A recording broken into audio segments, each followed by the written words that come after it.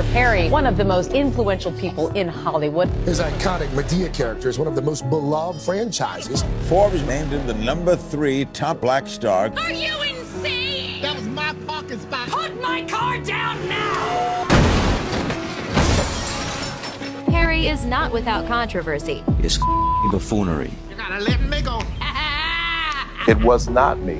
Do you understand? Has been such a beacon in our community. You changed your name, you said, to distance yourself from your father. Why did that little boy think he could do that? First time in my life, I started screaming and yelling at him. Titan Tyler Perry is one of Hollywood's most prolific power players. Why are you ready to go public with this now? My father grabs me. He says, "You little mother, I will get you."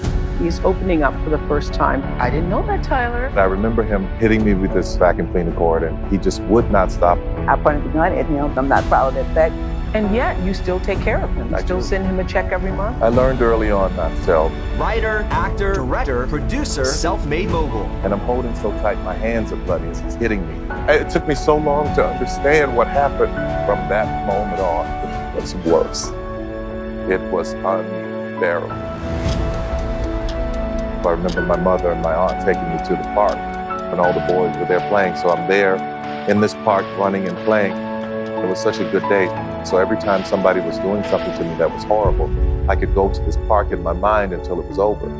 My father grabs me. He wanted me to change a tire, and I could not change the tire. And I have to go in the house and tell him that I can't change the tire. My mother's standing there. She's like, she doesn't know what to do. He went into a rage, and he comes back, and he couldn't get the bolts off because they were rusted. And he looked up at me, and there was a smirk on my face.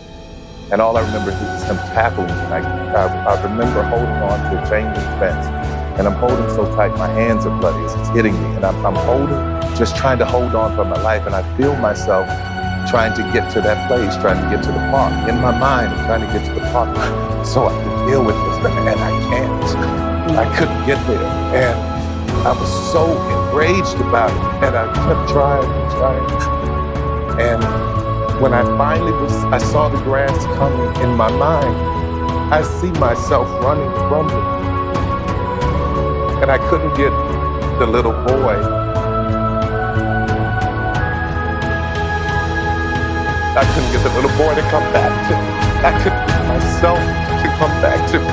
And I think I died that day, and I don't understand. It took me so long to understand what happened. I had always known that this man despised me.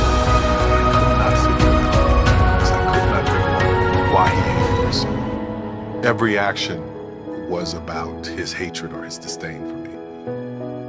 I entered what I consider to be the dead years of my life. It was up to the time I was 28, where I was just existing. And through these dead years is when I started to search my soul. I turn on the TV and I see you, and you say it's cathartic to start writing.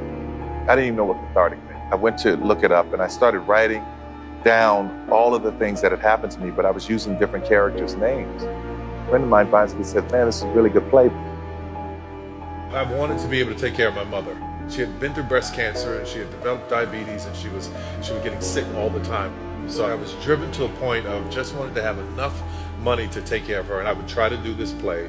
I had put all my car payment, rent, every dime I had, my tax returns, everything in this play. And I thought 1,200 people would show up. I just knew it. And only 30 showed up. Lost everything I had, rent, car payment, everything.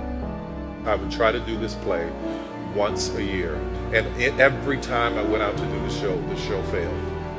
My mother said to me, she said, "You stop doing these plays, you're never gonna make it." And it crushed me, it devastated me, because this is this woman I love so dearly. How could she say that to me? And things kept falling apart. And the more, for 7 or 8 years of trying to get the show up, nothing worked. It was about adult survivors of child abuse who had forgiven their parents for the abuse. And I hadn't forgiven my father. He and I had a conversation on the phone once, and I started screaming and yelling at him. First time in my life, I was saying things to him that I wouldn't dare have said if he was this close to me. Things that the little boy in me was speaking. Once I said all of that stuff to him, if all you know is anger, all you know is to hold on to, that's your fuel, it is scary to let go. The same strength that it took to take it is the same amount of strength that it takes to let it go. And sometimes you spent all of it. You have nothing else to give. But forgiving him, this is when my life changed. This is when everything changed. It was ripped out of me, whatever it was that I was holding for so long. Because anger is good. Bitterness is not. And I was bitter. But forgiving him, what is difficult is something that he'll never have. And that is a relationship with me. I'm not doing that to myself anymore. I deserve better. I didn't deserve what he did. I am not going to sit here and allow myself to suffer anymore at the hands of anyone else.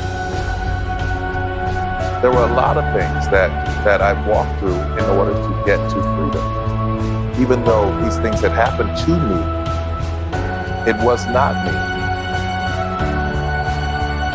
Right now, I look at the most beautiful little boy I've ever seen. My son is 3 years old. We were on the beach, and he's jumping behind me. And I turn around, and I'm like, what are you doing? He said, I'm walking in your footsteps, Mama. And I pull him by the hand, and we walk up the beach. I get to the end of the beach, and I said, look, we both left footprints in the sand. We both left our own path. I tell people who are in pain, who are struggling, just listen. Just keep going one little step. This is step, just one little step. Because I do believe that to everything there's an opposite. So for all of that pain and how I was going through as a child, there had to be beauty. And I would challenge anyone who is struggling and trying to figure out what to do, to press on. Because whatever this pain was, there is an opposite. If you can press to it and get to it. What would Tyler Perry say to that little boy? Well, tell him it's going to be all right. It's going to be all right. I'm going to make you proud. It's going to be all right.